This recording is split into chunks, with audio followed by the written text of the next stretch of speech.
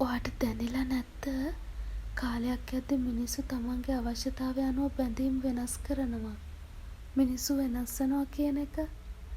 කෙනෙක්ගේ හිතේ ඔයා වෙනුවෙන් තිබුණ ආදරය, ප්‍රමුඛතාවය, අවධානය, කැපවීම, අනුකම්පාව, කාලය ඒ සේරම වෙනස් වෙනවා.